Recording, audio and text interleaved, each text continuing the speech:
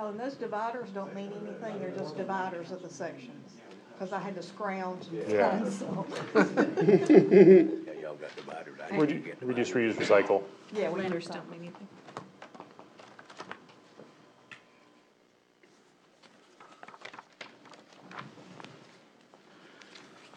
We got our 3 out there, so I guess we're ready to go. Yes, sir. Not The gonna get 11th, any more, 12th, and so. 13th, man. All right.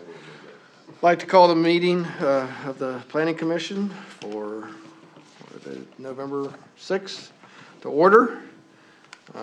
Invocation. Yes, sir. Pray with me if you like. Father, thank you for our lives. Thank you for the gift that you've given us to walk this earth, to make friendships, to accomplish things, to be productive, and perhaps, hopefully, to make a better place by our work, by following you. I really do want to express that gratitude for life and just a prayer, sympathy, expression of our just heart-wrenching for the folks in Texas, the number of children, I understand, who were killed in the shooting. Just unfathomable. I just pray for your comfort for those folks there who are affected, healing for the ones certainly emotional, but the ones who are still in the hospital, and healing for this land. Get about, and I pray that you give us guidance and wisdom tonight. Lord, amen. Pledge of Allegiance. Mr. Pearson, you want to lead us? I pledge Allegiance to the flag of the United States of America and to the republic for which it stands, one nation, under God, indivisible, with liberty and justice for all.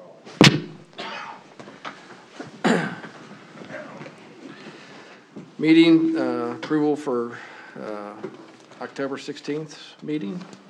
Motion to approve. So moved. Have a second? I'll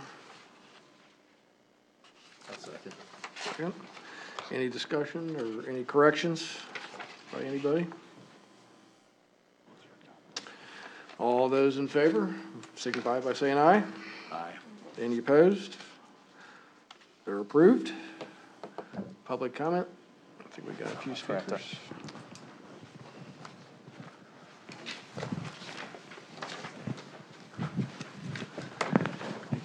You're up, Tom, since you're up.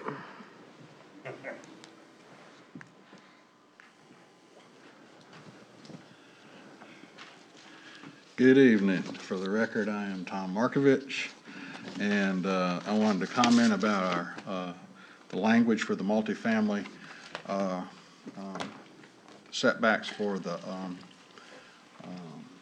control-free zone. I like this very simple fix. I think it does just exactly what we need it to do. The only thing that I question is this. By it only applying to the control-free, does this now seem to indicate in the other zoning districts, even though if you go into the zoning matrix, it shows specifically that multifamily residential is permitted in traditional rural, special exception in ag res, special exception in residential district, special exception in lake residential, special exception in community commercial, and then heavy commercial is permitted, and special exception in the mixed use. Now, all of these have, except for the mixed use, still have minimum lot size requirements. Are we going to have issues with that, would be my question. In other words, we're allowed to have multifamily in those areas, and we've always anticipated that there's not an issue with the setbacks between dwelling units, because obviously if you're going to have multifamily, it's going to be right beside each other. But also in those zoning areas, we have minimum lot sizes. Even though we have a maximum density, let's just say like traditional rural, if it's four units per acre, well, you could take 4 units and put it all together in one place, and and you meet your 4 per acre requirement very easily. Except we also have a little caveat in there that says the minimum lot size is a 1/4 acre. So you wouldn't very well take a single townhouse and end up putting all these together, and then it ends up having a 1/4 acre lot that's maybe 30 feet wide and 200 and something feet long. So I'm just trying to make sure that we're not, does the multifamily language for the zoning need to apply to all the districts and not just control free? That's my big question. Thank you. Jerry?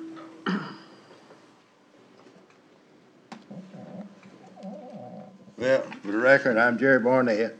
I guess everybody knows who they are. I heard during your joint head-to-head with the council, this commission referred to as the zoning commission. And that's exactly what it was turned into. And it's not y'all's fault, because they all have been tossed hot potato after hot potato. And we've got people with a lust for power and name recognition pursuing a personal agenda. We don't need to get into names, but we all know who they are. But I do appreciate, regardless of some of the comments I make, I appreciate the work y'all do. I appreciate the pressure you're under. But I'd like for you to recognize some of the language that is being used in some of these codes and regulations and ordinances that y'all are looking at. It just rubs me wrong when the people that are, for lack of a better term, riding our payroll, tell we the people that we are allowed. It should be the other way around. We might use a little better language. Something like recommended might be nice, you know. Because you need to tread lightly when you start trying to strip the private citizens of their property rights. Because at some point, we cease to be a country if we follow the path that we're on. Because this country was founded on the basic principle of private property rights.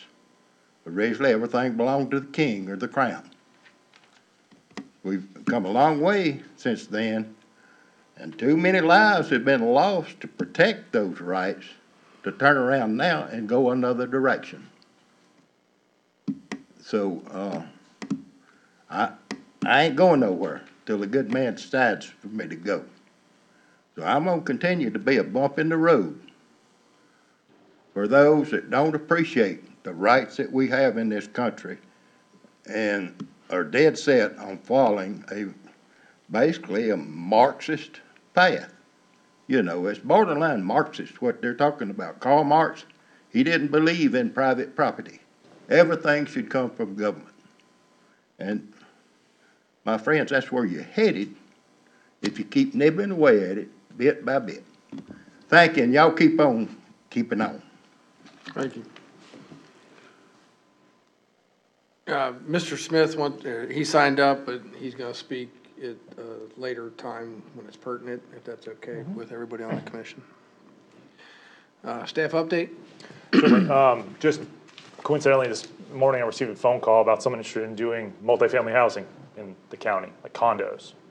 And we had an interesting back and forth, and it's part of, I'm hesitant to say the actual location because it's piled to another deal because they haven't actually formally submitted anything. So, but it's interesting that people are asking now about multifamily and condos. And I was like, well, you really can't do it as of right, but we can, you know, it's on the table for discussion and things of that nature. So I just thought that was just very interesting as of late. We haven't seen a big uptick in building permits or anything like that in the last week or so. We're about like 47, 48 in the last 2 weeks. So it's kind of slowed down a bit. I don't know if that's normal with the building season or time of year, but other than that, that's what we have at the moment. Thank you. Election of chairman, I guess we need to fill out the year formally, and I'm gonna defer to Mr. Root how we do this. Do y'all wanna wait till everybody's here? I mean, it's not creating any emergency right now, but if you don't wanna wait till everyone's here, you can have it and just, someone nominate someone to serve as chair. And if that, I'm not gonna say, that's how it generally goes, someone nominates someone to serve as chair. If there's 2 nominations or 3, then we have to determine the voting method. But the first thing is to determine if y'all wanna do it. Second thing is to determine who's gonna be nominated, and if it's just one person, then it's pretty easy. 2 people, then I'll have to kind of give you some guidance on how to do that. Okay. Chairman, should we wait till the other 2 members are here, or, I mean, that's up to y'all. What's the viewpoint from everybody? Wait till we have a I'm full. fine with waiting. I would be rather wait, probably. Okay. We'll wait till we have a full board. Discussion on the proposed multifamily language for control-free district. All right, so Mr. Root created some great, very simple language. To answer Mr. Marcus' question for the control-free district, baby steps. You know, let's work out the kinks in one zoning area first before we just move into everyone else's zoning districts. And control-free district was the initial impetus for this whole discussion about multifamily and things of that nature. So to stay focused on what the initial impetus was, control-free district seems at this point in time to be the best starting point for it, since it's a unique category in and of itself. I think Mr. Root's language is spot on. It solves the issue. I did include a little staff report there that shows that little chart, number of pages in land use regulations to number of businesses and median housing value. Not that necessarily it's indicative that the more regulation we have, that the more businesses will come, that the more housing will be available or will be valuable, but saying that it doesn't necessarily chase away business. So you all had some excellent ideas that were very forward thinking, like a density to open space requirement. We kind of kicked around a few weeks, few months back. Some other things that were very forward thinking that could complement the county in the future. So this language that's been provided is excellent. Just something to think about in the future if we want to readdress some further regulation, maybe different zoning districts or control-free district, not to lose sight of what you all already had put together. It's just a thought. Okay. So it's my understanding this would apply to control-free district only, and you know what Mr. Markovich brought up, we could deal with that at a separate time. Unless you all wanted to, I mean, we could make it applicable to all of them. I don't know that we've necessarily looked through, I mean, I think we probably need some time to discuss, make sure it fits into all zoning categories equally if we wanted to say, hey, this applies wholesale. Okay. But at the moment, this is just as it is for the control-free district. Although I don't see why it couldn't be applicable to other ones as well. I think that's, Adam, does Sir? this cover all our needs, everything we need for control-free to allow the, towards an easy thing for them to do multifamily housing? Is this all the wording we need, or is there anything else that we should have with this to make it better? I think what was asked for was something really simple and polite. And Mr. Kister, you're a builder. Ms. Johnson, you do real estate. I mean, what do you think when you see this? I mean, if you were looking at this from not your position, I mean, how does this work for you if you were going to try to put some things together? Do we have somewhere else that defines what multifamily is? We do. Okay, The definitions in both 32 and 38. okay. But yeah, And so this is simply addressing it within the control-free district? it does, as it was, I'm sorry, Mr. Chairman, as it was proposed, that's how it took off. First sentence is, all right, this is how we're going to allow and make clear that for townhouses, that was a big issue, where we have a lot line that's separating 2 units, 2 townhouse units that would be adjoined, of course, that lot line is not gonna be the setback measurement point. Okay, so you can have townhomes, so if you have lots that are contiguous to one another, you have townhomes, one on each lot, of course, that intervening lot line is not gonna trigger a setback, so you're gonna be able to have the townhomes So that was getting rid of an impediment, because we all believed that we didn't have that provision in place anywhere. The second provision really just makes clear something that was a little bit more ambiguous, that the outside perimeter wall for a structure, be it a single-family structure or here, making clear a multi-family housing structure, is a measurement point if it's on a single lot for the setback. So if you have apartments, duplex, triplex, then the outside perimeter wall is going to be the measurement area. So, And that would fall under whatever setbacks are in control-free, correct. which we currently have at 10 feet, is that? It's a 25. graduated scale depending on the size of the lot. Okay.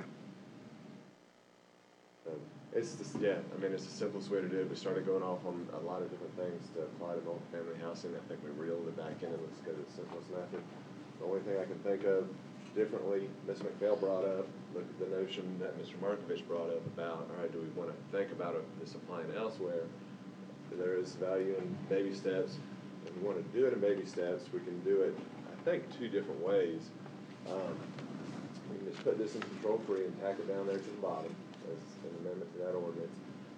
Or we can in 38, I didn't talk to Adam about this before, but 38-9.3, it has some general language on setbacks, how to measure setbacks, lot lines, et cetera. And in fact, it has a provision that's almost similar, I think, for a commercial establishment. It says the side and rear setbacks in the CCD and HCD, community, commercial, and I think highway commercial, shall not apply to the shared property line of attached buildings. Pretty similar for a commercial structure, I think. That applies, so you have this general language. This isn't within the, all right, these are different districts. This is in the opening kind of part, and it just puts in CCD, HCD there. We could put that language here and put for CFD, and then you could add other ones as we talked about it. Just another option. I don't know if it'd make it easier or clearer when you're working with it. That's one of the big things with working with the 32 and 38 is it's not always clear. I am very appreciative that staff has put this together. I love that this is the process that we're going through, where staff brings it to us and says, this is what we need. And then we can say, we don't see anything wrong with that. And so I sure don't want to put a stumbling block just to put a stumbling block. That being said, we would want to move forward and make sure as quickly as possible that all of those other areas, the reason that there is zoning that we even have zoning is to push certain types of projects into certain areas. And it would be, if all of a sudden control-free is the area that's more favorable and something else has a stumbling block in it, we'd want to get that removed pretty quickly, probably at the same time that we're pushing this up to council, to make sure that it's clear across the board. And all of a sudden, we're not trying to push something into control-free, especially since nobody can go back to control-free as a zoning district. So that's my only thought about this, is that when we get this presented, we want to make sure it's clear across all areas. Any other comments? Do we have a motion to recommend this from anybody? I'm not sure if I understand you correct, Mr. Johnson. You're thinking you'd rather us bring it back for the next meeting, and it was Ms. McPhail's idea, and let's talk about on that next meeting, all right, do you want to have this in like residential? Do you want to have this in residential and go through each one? Is that what you're saying? No, I'm saying that in the areas where multifamily is probable, that it's already, where people are already going into, I want to make sure our language has an equivalent meaning to it in the other areas where it's allowed, if it doesn't already have that. If it does already have an equivalent meaning, in other words, if they go to, for example, if they go to commercial, and I'm not looking at it, but if they go to commercial and now there's a marriage wall setback, that's different than what this is saying, and it's going to be more favorable to go to this one than it is to go to commercial, and that's not what we're looking at accomplishing. So all I'm saying is that where people are doing multifamily now, I want to make sure that it is as easy to do is what this language is describing under control-free. Are there other places, Adam, that you know that there's a move to do multifamily townhome, I think is the one that's most difficult under our present ordinance, aside from control-free? Since control-free makes up so much of the county, I mean, I'm much more, I can tell you what all the control-free district, I mean, like, I can look at them and say, that's obviously a control-free district. Just because it's such the overwhelming majority of the county's lands are control-free, even around the lake, there's huge chunks of control-free. There hasn't really been a push for development in any particular other, like, lake residential district or residential district, for development purposes that I've seen.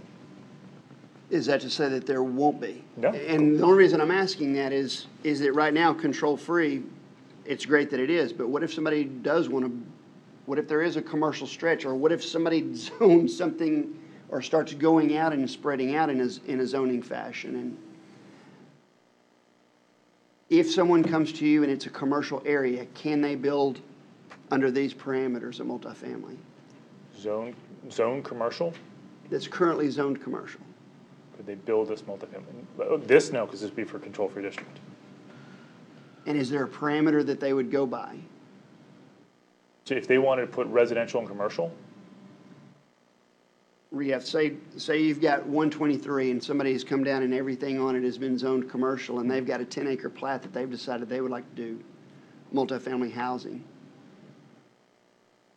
Are they going to fall under a different regulation as far as setbacks? well, inherently, commercial isn't for residential, it's for commercial. Okay, so it doesn't have any kind of, I mean, there's mixed use, which you could use, so perhaps mixed use would be a better example. But you could utilize that. No, it'd be more difficult. This is not the most clear language to do it in other zoning districts as it is. let me see if I can make one step clearer. Sure. Yes, under commercial, it would be under commercial, it wouldn't necessarily be under multifamily. But they could request a rezoning under some other fashion. They can't go to control-free. Right. But is there another fashion that they could go to that has language in it? Is it the same language, or is it a different language or a more restrictive language? Do you see what I'm getting at? I mean, because people can't go there, okay, we've got this property, I want to build on this property a multifamily development. It's not currently zoned control-free. What can I do? If they go that step, is there something that is different in language than this says? I believe, I understand what you're saying. I think we would have to address the density, because, I mean, once again, from a builder's perspective, most of our zoning districts are like 2, 4 an acre. And I don't know, even if you had 10 acres, is that a viable enough amount of density for you to make it? I mean, is that something that works for you? Go ahead, Mr. Reed. Yeah, I think understanding your question as best I can, and I'm not saying it's a bad question, just trying to follow with it. This is new and getting rid of a problem. There is no similar language in any other district. So it's not that there's different language that's going to apply that's going to be better or worse than any other district. There really is none, except for what I read that's in 38-9, which applies generally and calls out community commercial and highway commercial. And it says side and rear setbacks shall not apply to the shared property line of attached buildings. And so, in my mind, this gives that kind of provision for a strip mall type that has separate lot lines. I think that would apply for something in CCD or HCD. Okay. Otherwise, no other place has this. Okay. I guess what I'm getting at, and just making sure before we say, hey, we're good with this, because I'm just on the surface, I'm good with it. I was looking at developing a 4-acre tract up in Seneca, and it fell under Seneca City. It had a density of 16 units per acre. The problem is in their wording, you had to have 75 feet of road frontage per unit, which didn't allow you to do at all what they were trying to accomplish. I want to make sure we aren't doing something like that by saying, well, shoot, if I could find a control-free piece, that'd be okay, but I want to do it over here, and yet it's not the same language. And so I want to make sure that we're pushing all those things forward to county council at one time, if there are any other areas that aren't equally clear. And maybe there's not. Maybe traditional rule and commercial or traditional rule is already okay. Like I said, there's no other place that has this provision for the townhome specifically. The second sentence, I think, it's probably covered, or probably good there as it is now, but this makes it more clear. But as far as having townhome type units or structures that use the same wall and have a lot line separating them, this is new language for it. It's only in control free. So the only way to tackle, as I understand your problem, would be for us to, all right, let's go through each zoning district and say, do you want to have this here? Is this a good thing? Is this something that's going to work here? How's the density going to apply there? How's the number of dwelling units that are allowed period going to apply there? How, minimum lot size, how's that going to apply for a multifamily structure? And so just to tick those off one at a time, and that's the only way to do it, because there is no other language that's out there. That's out there that deals with multifamily. I think this is great language, otherwise. After all that? After all that, I like the language from here. Just want to make sure it's not. Chair recognizes Tom Markovich for 30 seconds. I think that this will address this question in a sense that, let's just say that you did have a different district because, as I said, there are other districts that allow, on the matrix, allow multifamily housing, okay? But it's by special exception. So what you would do in that situation, I think it would be allowed to do a multifamily, but what you end up doing is having to come to the zoning board of appeals and you were request, and let's just say that there was a minimum lot size of a quarter acre, and you wanted to do townhouses, but you didn't want to have a lot, a unit that was 30 feet wide and 200 and something feet long. Then what you do is ask for a variance or some sort of a special exception, not a variance, but a special exception to reduce that lot size. So I think there's a mechanism that's in place right now. I think in the long run, it's something to think about these density requirements and how they affect multifamily. But for right now, if you do just control free, and then there are mechanisms to work around with the other zoning districts, I think. But that's up to the heads. Yeah, or not that I agree with Tom, but I think, in the other districts, it would be by appeal or variance granted, but I think this solves the problem of permitting multifamily and control-free, which is 75+% of the county. If we can fix something in less than one page, that's good I have news. a question. The person that called you about doing multifamily, is that, can you just tell us if it's in the control-free district? It is. So this will solve that problem? As of right, it would. It's got a 75% chance of being in control. So, anyway, all right, so do we have a motion for this language for the control-free district on multi? So moved. Do I have a second? Second. Any further discussion? All those in favor, signal by saying aye. Aye. Any opposed? Motion carries unanimously. So, Mr. Chairman, so make sure we're understanding the recap. Section 38-10.2 is the control-free district. It states what the district is. It has the little, table there that says what our setbacks are. Underneath that, we're going to add this language. That's going to be the amended, the ordinance that amends that little section, period, right? Yes. Everybody? Okay. Mr. Chairman, since you're allowing the audience to talk, may I make a comment? Yes, sir.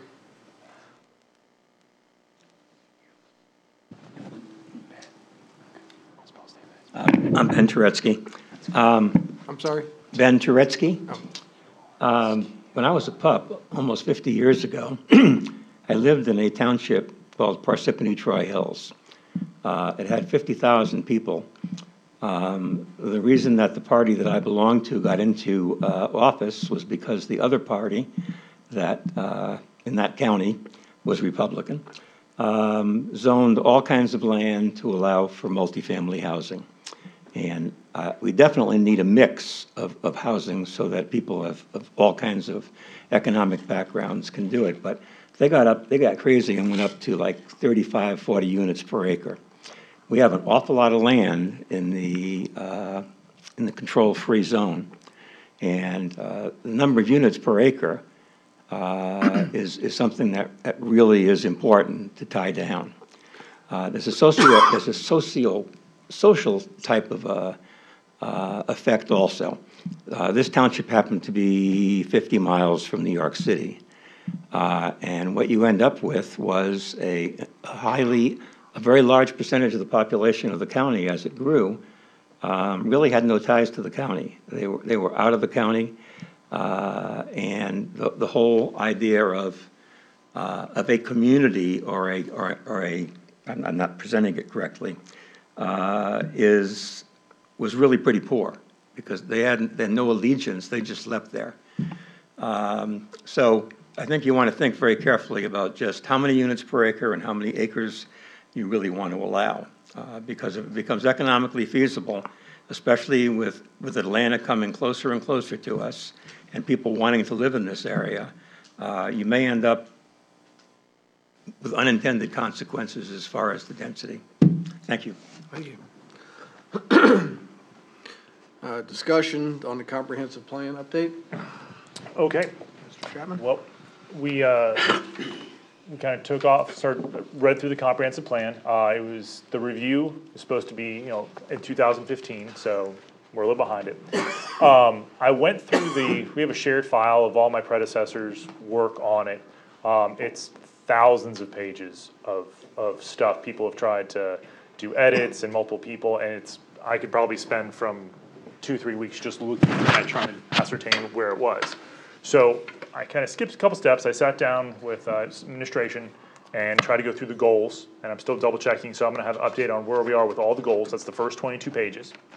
And then I'm trying to look for some guidance as far as what we're looking for as far as a review process. All we're really required to do, and that's the piece of page that has the paper, and this is from the, I'll get you all a copy. This is just from the South Carolina government on how you update your comp plan.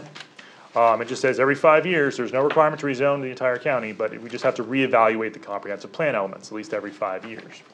I think that depending on how you all want to do it, it could be a quick, fairly painless exercise, or if we want to get a little more in depth, we could definitely spend some more time on it.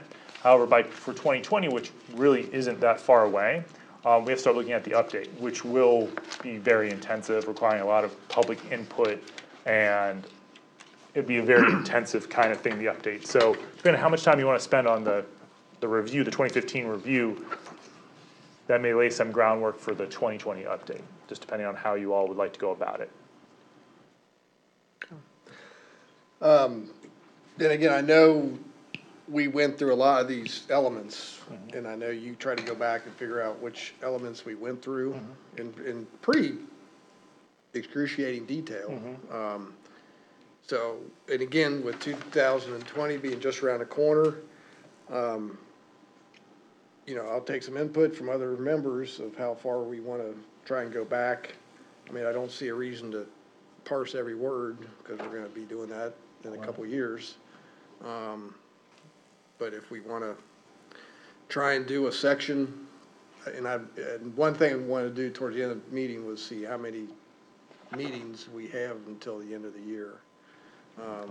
And with holidays and schedules, 3 more meetings, but I think, either we table this till the start of next year, or do we try and divide this into thirds and do a quick run through on, a third of each meeting, which I think would probably be too much.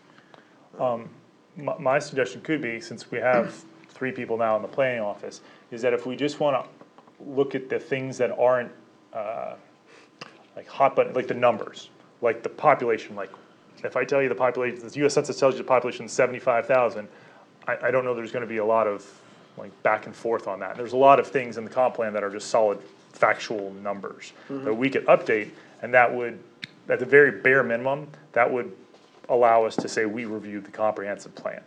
And I could hand it to you red line and show you, hey, I changed 300 different numbers here.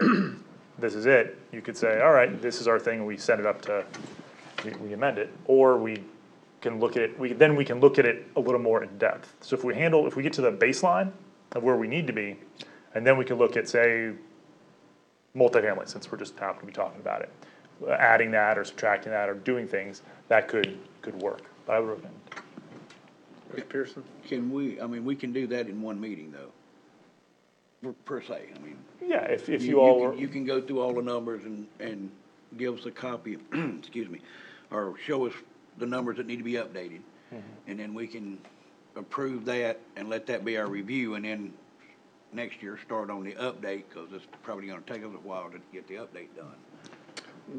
That could be done in one meeting or two.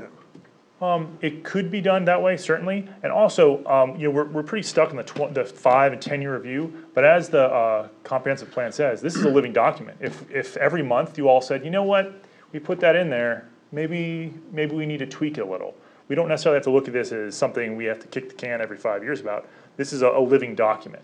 So as long as we get to the minimum requirements for the review, then yeah, we can go over it and do it one meeting. You can give the and call it, or whatever I you don't like. know how you're gonna put that in meeting minutes, but. Mr. Root had a comment. She has to do it, so. I don't know how I'm gonna do that. Mr. Chairman, I didn't catch what the Association of Counties, publication said. The statute says you have to, as often as necessary, review the comprehensive plan or portions of it. But you have to review the whole thing at least every 5 years, and then do the update in 10 years. So I don't think, and I'm not gonna take it that this is meant just to pluck out the numbers to update them, but you do need to read over the whole thing and review it. And if the only changes are gonna be to the numbers, then great, because you only have to determine whether changes in the amount, kind, or direction of development of the area or other reasons make it desirable to make additions or amendments to the plan. So the review does have to involve y'all going through the 250 pages and saying, hey, this does need to be amended, changed, whatever. It doesn't have to be at the same level as the update, but it is a review that's overdue. So I'm not trying to put more work on it than anybody wants, but that's what's required by statute. Could you have by next meeting the update of all the numbers and stuff, or is that too much to do in 2 weeks? I could take a stab at it, certainly. I'm fine with overtime. So we could, I could take a stab at it. I don't know it's a possibility, sure. I'll give it the old Harvard try. Well, and other people chime in. And I wish Gwen was here because her memory's better than mine of what we did go through. Because we did spend a fair amount of time on this a couple years back. Yeah, Unfortunately, I could probably go back in and start reading and compare to the one I have at home and figure out what we did update and what we did. So we've done part of this, but if we could go through, get it back to a baseline, hey, we've got all the numbers updated, and whether that's 2 weeks or 4 weeks, that might be a good goal for the end of the year. And then to follow what Mr. Root said, then kind of follow up maybe section by section after the first of the year. I don't know if we want to tackle this, go into the holidays, and then come back and try and figure out where we're at, in my opinion. But it seems like if we could get the base, get it updated, get everything corrected, or correct numbers, and then tackle the things. And again, we were pretty heavy into this, then we got sidetracked by the winery thing and then corridors, and there were several things that we just got, then all of a sudden this just got pushed to the side. So, Matrix and. yeah, so that would be my approach. Does you all agree with that approach, or? I wonder if it sounds like we almost kind of need a refresher on what was talked about. So we could almost do both at one time, in the fact that we can do the 5-year review and maybe take notes on things that we need to go back and revisit for the 10-year review. Yeah. So while we can get the 5-year out of the way, we kind of shorten our workload for the 10-year by being familiar with the issues and what we want to go back and touch base on. And not to mention, we've got 4 new members since we started this. So So I think the approach I would like to see is, let's get the numbers updated by staff, like you volunteered to do. Sherry, good luck. And then, you know, whether that's 2 weeks or 4 weeks, then we can kind of dive back in and start, you know, updating and everybody getting familiar with it, because again, we just got this tonight, probably the first time a couple of people have seen this. Be great reading over the holidays, with family around. But, so with that, I don't know if we need a motion or a vote or just. If I may add one more thing, so hopefully by tomorrow, I was hoping by tonight, but by tomorrow I'll email you the goals section, the first 22 pages, and redlined is where we are, is it ongoing, is it finished, what made it finished, is it, what's happening with it. I'll have that for you sometime this week, I just didn't want to present it without having it 100% fact checked. So you'll have that for next meeting as well, and I'll definitely have at least one section done for you, if not more, by the following meeting as well. So on next month's agenda, then we would try and review goals? Is that what I'm hearing? We could review goals next meeting. Okay.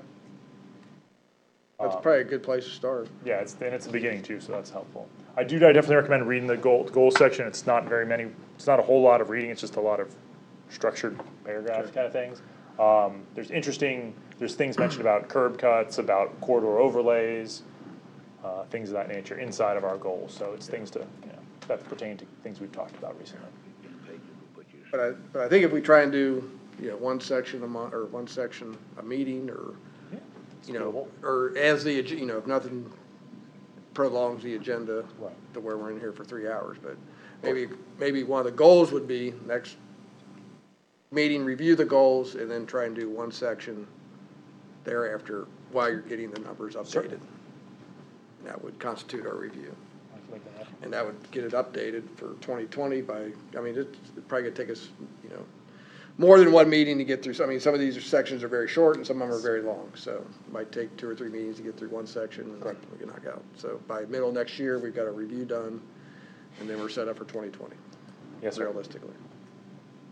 Also, not having done a comprehensive plan before, and I came in right after this had been done, and we were kind of trying to edit through it from 2015. As we move to the 2020, will you be able to tell us as staff, here's kind of the steps that we're going to need to be going through. We're going to need to put it out to the public in a survey. We're going to need to reevaluate these 7 topics to see if these goals are still our goals and things like that. Will you be able to, at least whether it be the end of the year or the first of next year, those are things I would love to see is how do we go about determining if these goals are still important to us as a community, not just as 6 people, 7 people sitting up here. Gotcha. Yes, sir. No, that's a perfect question. I believe ACOG, the Appalachian County Council of Governments, we can probably get a speaker in here, as well as Bill Huggins, our other planner. He's also very well versed in comp plans over time, so probably ask him to come in one evening. We can definitely put together the framework for the comprehensive plan update, so it's not guesswork. It's okay, we're going to do this, A, B, C, D, E, F, G, and so on and so forth. Yes, so we can provide that information for you. Okay. I gotta ask my local historian real quick. The survey that Josh did, was that part of our comprehensive review, or I mean, part of the review to the when we went out to the public and had those public meetings? Go ahead, Todd. The survey was twofold. One was part following up with the comp plan. The other part was part of Destination Oconee, if I remember right. So it was a little overlapping of 2 different goals there. So it wasn't simply just, but that was part of it. But again, we spent a lot of time going through the goals. The big thing was checking off goals, and I forget, we were probably more than halfway through all of that. But a lot of the goals had already been accomplished, and so it was a matter of checking those off and just reevaluating the goals and see what parts were still pertinent. Adam, stuck in Josh's drawer or his computer it was actually a pretty good survey that was done. Was it part of that? No. Okay. No. But it was, I mean, we went out to different districts, we had meetings. I think this was before Mr. Root was here as well. So there is actually turned out to be a very good survey with very good response, and we all went to our different districts and listened to people talk. So there's some information there. I don't know if that's any good anymore or not, but Sure. I'll look for it, I'll find it, and I'll bring it. it was a when applicable. decent survey with a decent response. So, all right, so are we all in agreement with our plan of attack? Which is, so I can recap that. I'm going to update all the numbers. Yes. I'm gonna, next 2 meeting, weeks. in 2 weeks, I'll update all the numbers on there, and then we're gonna go over the goal, definitely go over the goals next meeting, and whatever numbers else I can come up with by next meeting. Yep. Okay. And, you know, for what it's worth, if you find that survey was, I mean, he summarized it, totaled it up, and I'll it look. would probably be good input for us to have. I'll look at my paperwork and see if I got the results. Yeah, on no, there. I'll So. see what I can find and, bring it to you. Okay. I sent you all a shared link, did anybody try to use that, and did it work for them? No. It worked? Okay. I might do that again if it's a very large file, because we have a very tight firewall of what I can send out. Alrighty. Mike Smith was gonna say something. Yeah. So that closes that out. Old business, any old business? Okay. New business, everybody has a letter here that was drafted, by Adam. Myself and Frankie had some input into it. Mike Smith wants to comment on that, so I told him I'd recognize him at this point. So, Mr. Smith? Let me get your PowerPoint up, sir. Thank you, Mr. Chairman. My name is Mike Smith, and my standard disclaimer still applies. These comments tonight are my own, and there's no input from any other organization or agency. My purpose in coming before you tonight is to discuss this letter that you're going to send to the county council regarding corridors. I endured the entire county council planning commission workshop. I believe one purpose of this workshop was to get direction about the corridor requests from county council. However, I, like everyone else, did not hear any clear direction as to the council's desires. Because of this, I understand the Planning Commission will be sending a letter to the County Council asking for direction about corridors, and the content of that letter will be discussed next. I would like to suggest that this letter be very detailed and to use language that is easy to understand and to reduce any confusion or misunderstanding. I suggest that the following language be used by initially asking this question, shown on this first slide, and then listing, the second slide, second slide, and then listing these 5 specific topic areas for consideration. I want to again emphasize the need for the letter to address clearly whether the county council wants to continue with the corridor effort, and if so, which specific corridor topics to address.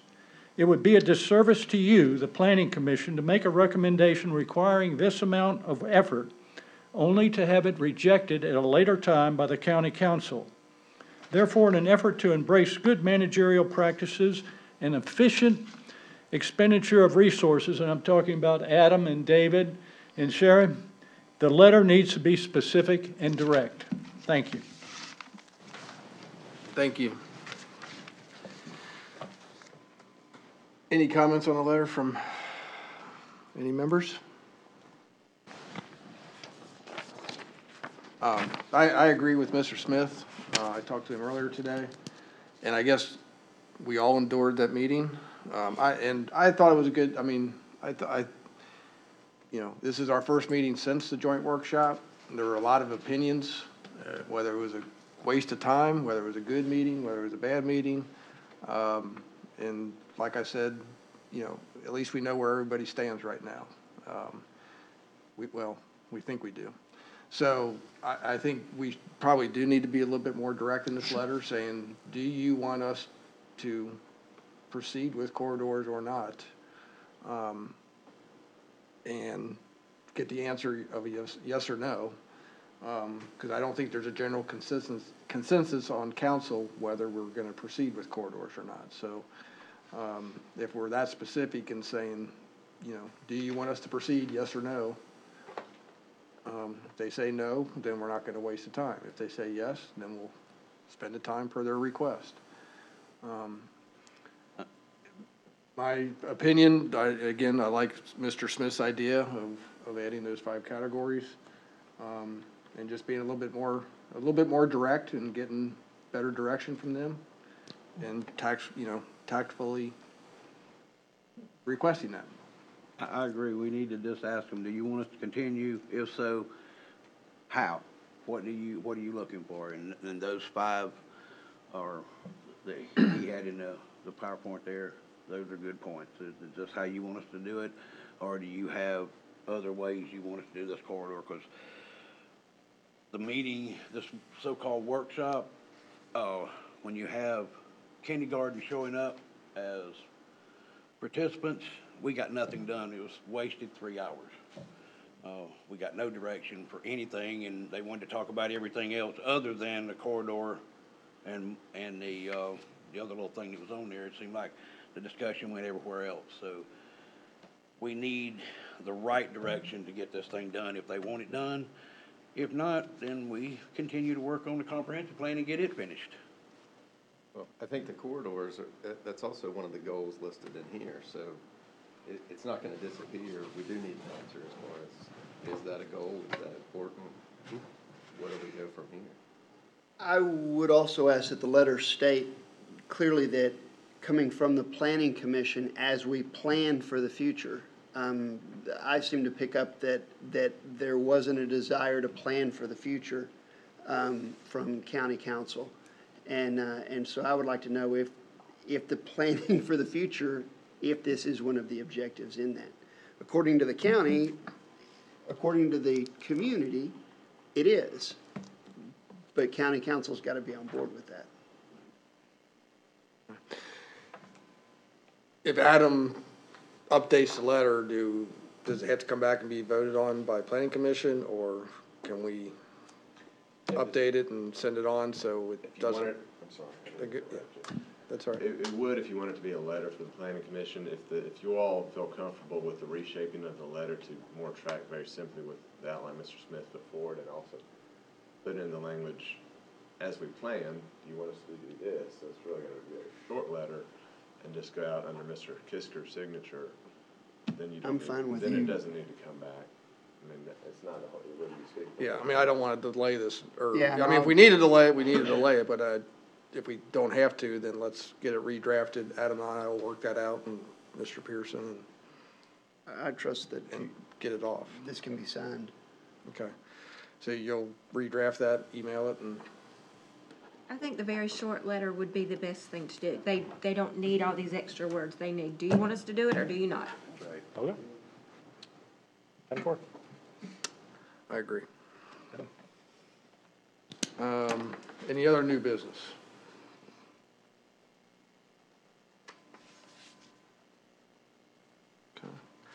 Actually, I'll add, since we had not enough dramatic pause.